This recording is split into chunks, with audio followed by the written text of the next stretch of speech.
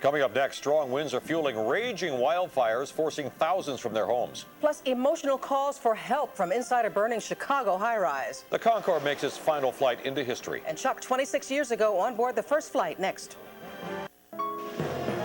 You're watching NBC for New York. And now, Chuck Scarborough, Sue Simmons, Janice Huff, and Len Berman. This is News Channel 4 at 11. Thousands are driven from their homes and freeways shut down as wildfires whip through Southern California. A Bronx teenager who dedicated his life to helping his neighbors is shot down just blocks from his apartment. Airport security takes an Air France pilot's snippy comments seriously and cancels his flight. Good evening. The signs say it and the actions prove it tonight at Kennedy Airport. Security is no joking matter. A lesson quickly learned by a pilot about to get behind the controls of a passenger jet bound for Paris. Jonathan Dienst is live now. Airport with the story. Jonathan? So more than 250 passengers were delayed, all because an Air France pilot made a joke at a security checkpoint that he was carrying explosives. When the Air France pilot went through the checkpoint, he set off a metal detector. Authorities then say he cracked, "Do you think I have a bomb?" and said he looked forward to being on the front pages of the newspapers. Authorities weren't laughing, and police took the pilot away for questioning. And Air France Flight 23 was canceled, with 254 passengers put on later flights instead. Travelers not amused. We all know what happened in the past, so, it's not good jokes to make. I just think that everything should be as safe as possible for everybody. This is the second time an Air France pilot has made remarks. Back in August, pilot Philippe Revere was charged with making a terroristic threat for allegedly stating he had put a bomb in his shoe as he went through the checkpoint. The Queens DA's office says since tonight's comments were not threatening, no charges will be filed. It's not the kind of joke you want to do because now the plane has been canceled and it's a big mess. Again, no criminal charges filed tonight. As for that other Air France pilot who was arrested in August for allegedly making threats at a security checkpoint, he's due back in a Queens courtroom on Monday. At Kennedy Airport, Jonathan Dienst, News Channel 4. Jonathan, thank you. Family and friends are mourning the loss of a 15-year-old boy tonight. He was gunned down in broad daylight less than a block from his home. Rob Morrison's live in the Norwood section of the Bronx right now where this murder took place. Rob? Chuck, two 17-year-olds from the Bronx are under arrest tonight in connection with this shooting. A loaded .40 caliber handgun has been recovered. Police are still investigating the nature of this dispute. Friends in this Norwood neighborhood called him Peanut. 15-year-old Kamal Singh gunned down just a half block from his home around 10:30 this morning. Tonight, flowers and candles mark the spot, as does a bullet hole through this ground floor window. Singh's mother, a special education teacher in the Bronx, says she went to great lengths to keep her son off the streets. We are home people. Is home, school, or activities? Singh is described as a leader among his peers, spending much of his time at this community center working on civic improvement projects. He's even pictured on its brochure. He was instrumental in us getting the lights put in Mishula Parkway when there was a safety problem there last year. With the trees weren't being cut, so there was a lot of problems there. And he actually was one of the speakers, and one of the leaders with the teens that did that. But his mom says the dangerous realities of the streets made her nervous every time her son left the apartment. He really loves his friend, and he wants to be around his friends. And so, unfortunately, I think he was in the wrong time at the wrong moment, the wrong place at the wrong moment. And tonight, from these very same streets, a call for justice. Justice will bring peace to us, because maybe this killer won't be around to kill another young kids. Charges are still pending against those two 17-year-olds in custody. Meantime, Singh's family has begun making funeral arrangements. In the Norwood section of the Bronx, Rob Morrison, News Channel 4. Rob, thank you. Tonight, it appears police in East Orange, New Jersey may have had a relapse in the so-called blue flu. More than 100 called out sick today. This latest bout of blue flu comes a day after the city announced a contract deal for the police and fire departments. Police union officials say they don't trust the mayor. We're committed to serving the residents here in East Orange And the concern right now is that while we're satisfied that the city has said the appeal has been withdrawn, we'd like to have it in writing. The entire rank and file has been notified now. Officers are coming back into work as we speak. As of 12 midnight, we will be going back to regular shifts. East Orange police have worked without a contract or a raise for the past 5 years. There's a new lawsuit tonight in the Mepham High School hazing scandal. Now all 3 alleged victims are suing the high school, the principal, and the district and the coaches, accusing them of allowing the attacks to happen. Junior varsity players claim they were sodomized last August by several upperclassmen during a football training camp in Pennsylvania. Lawyers say the older students brought broomsticks from home along with radios.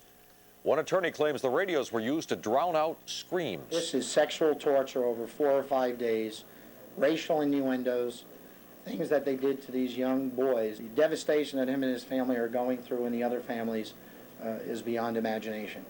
The lawyers want the prosecutor in Wayne County, Pennsylvania, to try the students charged in the attack as adults. Federal authorities are turning up the heat tonight on the captain of the Staten Island ferry that crashed last week, killing 10 people. A federal judge has ordered Captain Michael Gansas to appear in U.S. District Court on November 5th. They want him to explain why he hasn't spoken with investigators from the National Transportation Safety Board. Lawyers for Gansas say he's too traumatized by the accident to be interviewed. Congressional hearings into the accident will begin within 3 weeks. Riding in a horse-drawn carriage is usually a pleasant way to see the city, but this afternoon it turned into a frightening experience for 3 passengers. Horses in 2 carriages suddenly became startled and reared up, tossing the carriages on their side.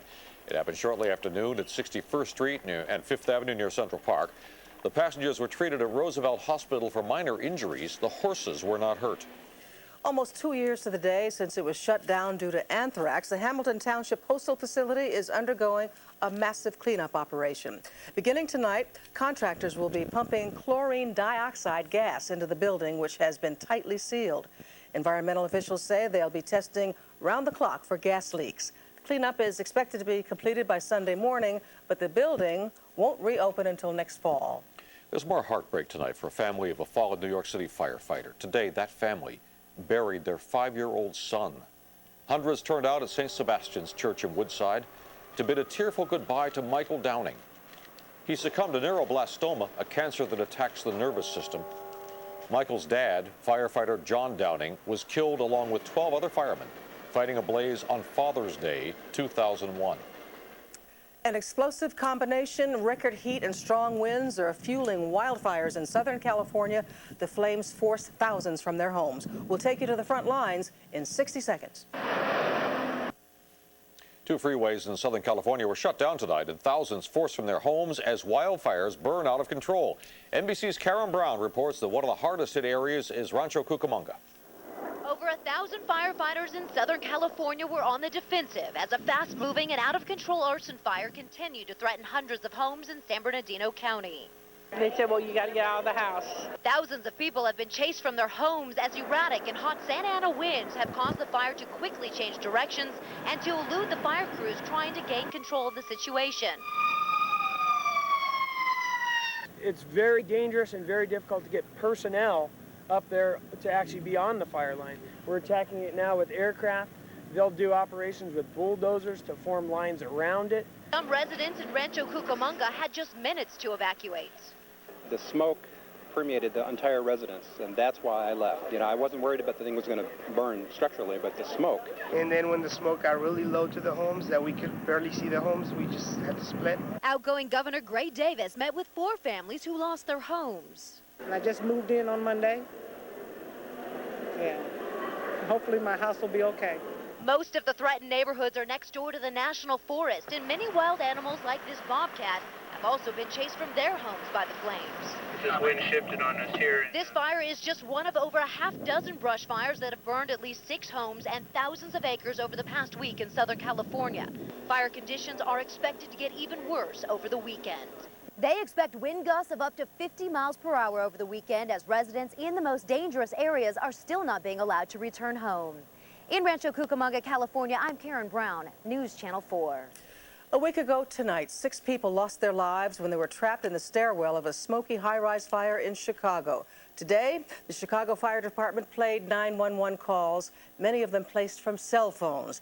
They contain the voices of terrified, suffocating survivors. They told us to use the stairwell. We can't get out. All the doors are locked.